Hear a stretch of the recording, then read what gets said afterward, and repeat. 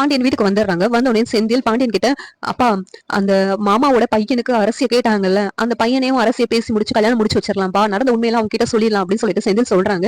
இதை கேட்டுட்டு பாண்டியன், எந்த மூஞ்ச வச்சு நான் அவங்க கிட்ட பேசுவேன், என்னால பேச முடியாது அப்படின்னு சொல்றாங்க. நாங்களே அவங்க கிட்ட உண்மையெல்லாம் நடந்ததெல்லாம் சொல்லி அவங்க சம்மதத்தை வாங்குறோம்பா அப்படின்னு சொல்றாங்க. அதே மாதிரி சம்மதம் வாங்கி அரசிக்கு கல்யாணமும் பேசி முடிக்கிறாங்க. சக்திவேல் குமார் கிட்ட சொல்றாங்க, அந்த பொண்ணுக்கு கல்யாணம் ஏதோ ஒண்ணு பேச்சு அடிபடுதுடா, நீ அந்த பொண்ணு பேசாம கூட்டு ஓடி போயிரு, அப்பதான் அந்த பாண்டியனை அசிங்கப்படுத்த முடியும் அப்படின்னு சொல்றாங்க. இதை கேட்டுட்டு குமார், இல்லப்பா நம்ம பெரியப்பா வேற சத்தம் போடுவாரு, எதுக்கு அப்பத்தா வேற சத்தியம் வாங்கினாங்க, இதெல்லாம் என்னால மீற முடியாதுப்பா, அவங்க மேல வேற நான் சத்தியம் பண்ணி கொடுத்துருக்கேன்ல அப்படின்னு சொல்லிட்டு குமார் சொல்றாங்க. இதை கேட்டுட்டு, ஏய் என் மேல சத்தியம் கொடுத்து பண்ணனா அதெல்லாம் ஒண்ணும் செய்யாதுடா, நானே சொல்றேன்ல உன்ட்ட அப்படின்னு சொல்லிட்டு குமார் சொல்றாங்க. உடனே குமாரும் சக்திவேலும் சுகன்யாவை வர சொல்லிட்டு சுகன்யா கிட்ட பேசுறாங்க. அரசு கிட்ட எப்படியாவது பேச்சு கொடுத்து அவ வந்து ஓடி போய் கல்யாணம் பண்ற மாதிரி ஏதாவது வழி பண்ணு அப்படின்னு சொல்லிட்டு சுகன்யாட்ட சொல்றாங்க. சுகன்யாவும் சரி, இந்த உதவி மட்டும் தான் நான் செய்வேன், இதுக்கு மேல எதுவும் செய்ய மாட்டேன் அப்படின்னு சொல்லிட்டு சுகன்யாவும் சரி சொல்லிடுறாங்க. சுகன்யா கரெக்டா அரசிக்கிட்ட போய் பேசுறாங்க. பேசும்போது நம்ம பழனிவேல் வந்து சுகன்யாவும் அரசியும் பேசுறத கண்டுபிடிச்சிடுறாங்க.